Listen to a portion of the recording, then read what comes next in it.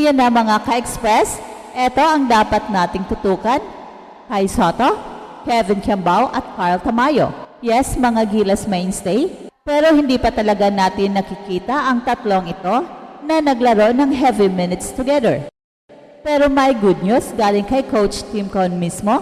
Sinabi niya na beginning sa FIBA Asia Cup ay magkakaroon ng heavy minutes sina Kevin Kiambao at Carl Tamayo. Hindi pa man makakalaro si Kai sa FIBA Asia Cup, pero tutukan natin ang kombinasyon ni Kevin Kiambao at Carl Tamayo na tiyak sila na naman ang magbibigay sakit ng ulo sa mga kalaban. Unang-una ay tutukan natin si Carl Tamayo na galing pa lang sa isang matamis na championship sa Korea. At huwag ring kalimutan ni si Carl Tamayo ang main man ng kanyang team, and in fact, he was robbed dahil siya ang leading finals MVP awardee, pero hindi sa kanya binigay, kundi sa kanyang Korean teammate. Pero that does not deny the fact, ang kanyang dominance sa KBL ang isa sa pinakamalakas na liga ngayon sa Asia. At kapag nagkatapat ang Korea at Gilas, ay siguradong maghahalimaw itong si Carl Tamayo dahil kabisado niya ang mga players. At ganoon rin si Kevin Kiambao na gumawa ng history sa Korea kahit ilang games lang siya naglaro last season. He made history in terms of scoring and assist na ikinagimbal ng buong Korea, prompting his team na suportahan ang kanyang NBA dream. At mas tutukan natin ngayon si Kevin Kiambao dahil sa darating na FIBA Asia Cup ay kagagaling lang niya sa NBA Summer League na kung saan lahat curious kung ano-ano ang kanyang natutunan sa NBA. At hihintayin pa rin natin ang pagbabalik ni Kai Sotto upang makumpleto ang deadly young trio ng Gilas na siyang magpapalakas ng team.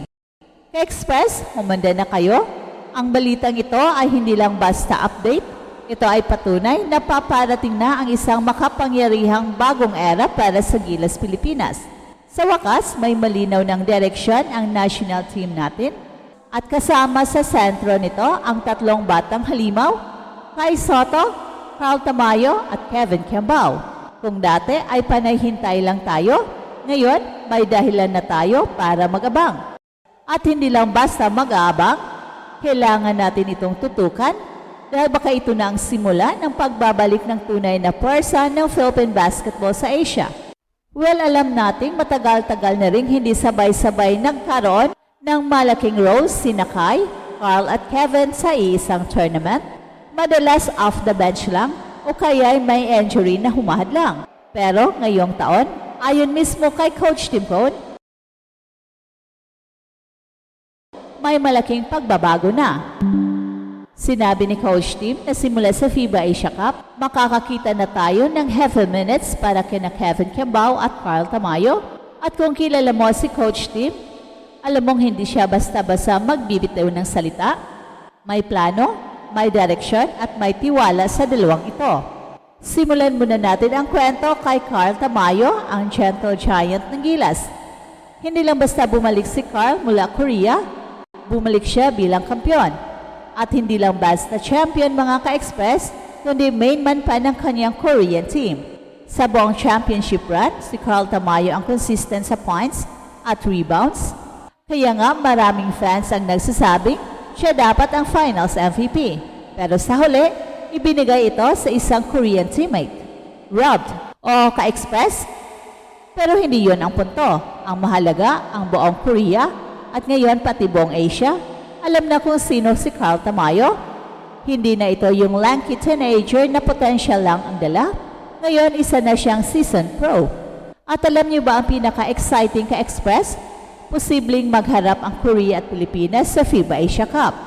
At kung mangyari yan, siguradong personal yan kay Carl, hindi lang dahil kabisado niya ang galaw ng mga Korean players, kundi dahil gusto niyang patunayan na kahit sa harap ng dating home court, kaya niyang mag-dominate. Imagine that storyline, dating KBL stars, babalik para durugin ang Korean team. Parang pang-movie. At tuloy tayo sa isa pa nating pambato, Kevin Kiambao. Kung si Carl ay sumabog sa Korea, si Kevin naman ay nagpasabog ng kasaysayan doon. Oo, iilang laro lang siya naglaro sa Korea, pero sapat na yon para mapansin siya. At bakit kamo? Aba, gumawa siya ng record-breaking performance sa scoring at assist sa limited minutes niya. Ganon kalupit. Halos hindi pa nga siya makaka-warm up, pero binago na niya ang perception sa Pinoy players. At ang nakakatuwa, dahil sa pinakita ni Kevin, mismong KBL team niya ang nagsabing susuportahan nila ang kanyang NBA dream. And that's right, NBA dream. At di lang yon salita, si Kevin ay kasali na sa NBA Summer League at yan ang isa sa pinakamalaking hakbang na pwede mong gawin para makuha ang atensyon ng mga NBA scouts. Bihira lang ang Pinoy na nakakarating sa ganong level at ngayon, may chance na tayong makita ang isa sa mga pinaka-creative na players natin na makipagtagisan sa mga future NBA stars. Kaya sobrang mahalaga ang FIBA Asia Cup para kay Kevin. Galing siya sa environment ng NBA. Kaya curious tayong lahat kung ano ang mga bagong skills, bagong mindset, at bagong diskarte na dala niya pa uwi. At dahil may go signal na siya mula kay coach team na bigyan ng heavy minutes, makikita na natin ang full potential ng isang Kevin Kiambao na pinanday ng international experience. Pero teka, alam naming hinihintay niyo rin ang isa pang pangalan, Kai Sotto. Oo, hindi pa makakalaro si Kai sa FIBA Asia Cup dahil sa ilang commitments at injuries, pero hindi ibig sabihin nito na hindi siya bahagi ng long-term plans ng Gilas. In terms, ayon sa insiders, kasado na ang plano para i-reintegrate si Kai sa susunod na mga windows ng qualifiers. Kaya itong FIBA Asia Cup, parang rehearsal muna ito ng Tamayo Kiambao tandem, pero pagbalik ni Kai, boom! Kompleto na ang deadly young trio ng Gilas. So isipin nyo ka-express, 6'7" pataas na players na kayang tumira sa labas, sumalaksak, mag-rebound at depensahan kahit sino. At ang pinaka-importante, bata pa silang lahat. Hindi na tayo umaasa sa mga veteran na pa-retire na. Eto na ang bagong Gilas core. At kung magiging maayos ang chemistry nila sa FIBA Asia Cup, malaking bagay yan para sa future tournaments gaya ng Olympic qualifiers at FIBA World Cup build-up.